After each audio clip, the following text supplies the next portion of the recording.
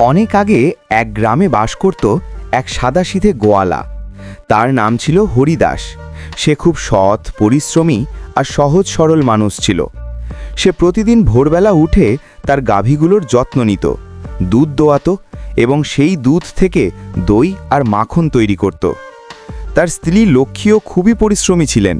তিনি প্রতিদিন মাখন তৈরি করতেন। তারা মাখনগুলো ছোট ছোট গোল রোল বানিয়ে রাখতেন। প্রতিটি রোল হতো 1 কেজি ওজনের। হরিদাস সেই মাখনের রোলগুলো শহরের একটা নির্দিষ্ট দোকানে নিয়ে গিয়ে বিক্রি করত। শহরের দোকানদারটি ছিল নামকরা। তার দোকানে বহু লোক আসত বাজার করতে। হরিদাস অনেক দিন ধরেই তার কাছে মাখন বিক্রি করত এবং বিনিময়ে দোকানদারের কাছ থেকে চিনি, চা, চাল, তেল ইত্যাদি প্রয়োজনীয় জিনিস নিয়ে যেত। একদিনের ঘটনা।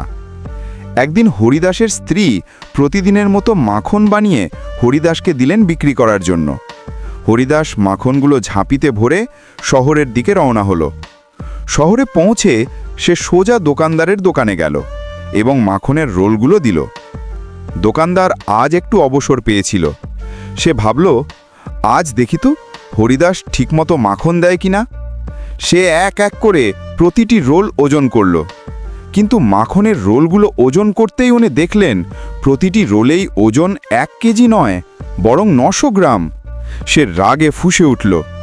মনে মনে ভাবল, এই হরিদাস তো আমাকে প্রতারণা করছে। 1 কেজি বলেও 900 গ্রাম মাখন দিচ্ছে, লজ্জা করে না? সে সিদ্ধান্ত নিল, পরের বার হরিদাস এলে তাকে উচিত শিক্ষা দেওয়া হবে।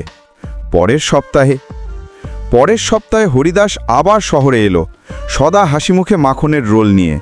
সে দোকানে ঢুকতেই দোকানদার চিৎকার করে উঠল, প্রতারক, বের হয়ে যা আমার দোকান থেকে। তোকে আমি আর কখনো ব্যবসা করতে দেব না। 1 কেজি বলেও 900 গ্রাম মাখন দিস, লজ্জা করে না? হরিদাস হতভম্ব হয়ে গেল। তার চোখ ছলছল করতে লাগলো। সে ধীরে ধীরে বলল, দাদা, আমি খুব গরিব মানুষ।